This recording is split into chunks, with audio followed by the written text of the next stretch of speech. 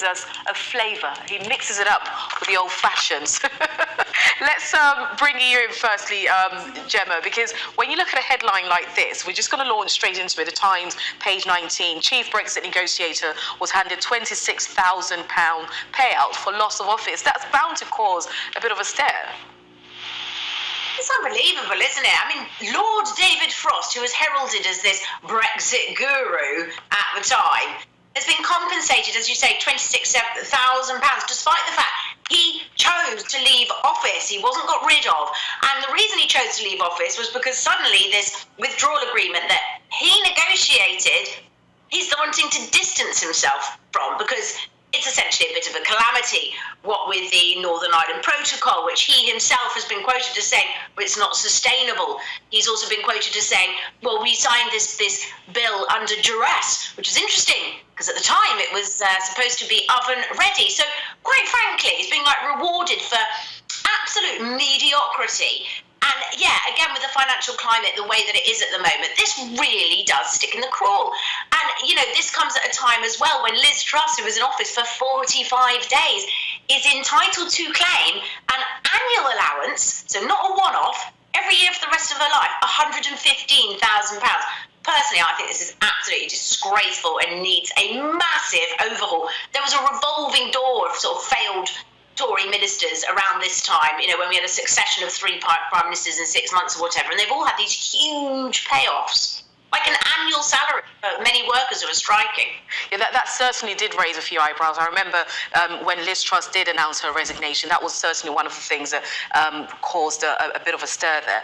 And let me come to you, Pete, The Express, page 8 and also page 9. So this is a double page spread there. Shops facing painful hangover in New Year. And this is really desperately sad because, of course, they've had to deal with the aftermath of the pandemic, and now they're having to deal with the cost of living crisis.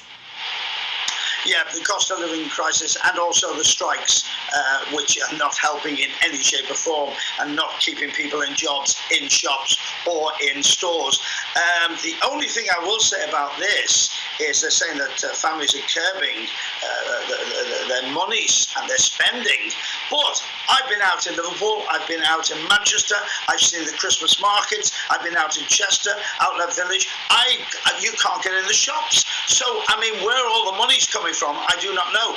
Whether it's going to be a false economy with credit cards and they've got major problems in the new year, I don't know. But we'll have the January sales. People will always shop. I wish people wouldn't shop online. I wish they would go into shops and see people and talk to people and try stuff on. I love the question too that the Express asked. They say, should we shop locally and keep our high streets? I've said this so many times on my radio program. We must keep our high streets. We must. It is a way of life. We must never lose it. There is something to be said for going into the shops and actually trying things on yourself, that's for sure. And Gemma, when it comes to the next story here, this is actually desperately sad. The Guardian's page 4, 1 in 10 animal and plant species could go extinct this century. And so for me, the big question is, does it suggest anything at all that we can do to stop this? Well, there is always hope. 3,000 scientists are calling for action, immediate action, to halt the destruction of nature. It's an incredibly worrying article. And of course, understandably, you know, when you look at what's happening in Britain at the moment, you can understand why the front pages are dominated by the issues that are really pressing on people's lives, you know, currently, not being able to put the heating on, etc.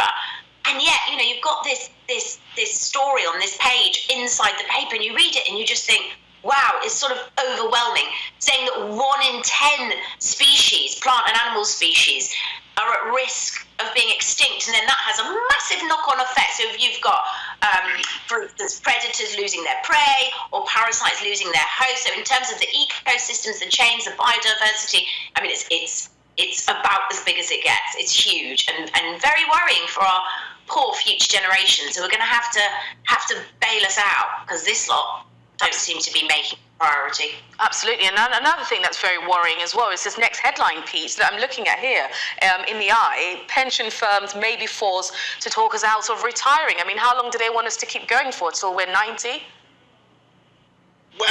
a lot of people do work at 90, and we see stories on Sky of people working at 90. Leave me out of it, is what I say.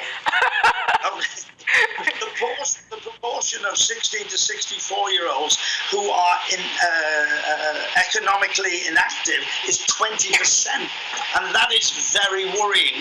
I still work, and I do believe it keeps you up here, your brain going, and it also gets you out of the house, and I think people should work. I'm going to get into trouble over that, aren't I? But the government are worried because so many people over 50 are retiring. You see, once again, furlough and the pandemic has changed people's way of thinking over how long have they got to live, what's going to happen. It was a scary, scary time. And Pete, it's caused major problems. we're just running out of time. We're just running out of time, but thank you so much indeed. Pete Price, Gemma Forsey, thank you. I'll see you after this break.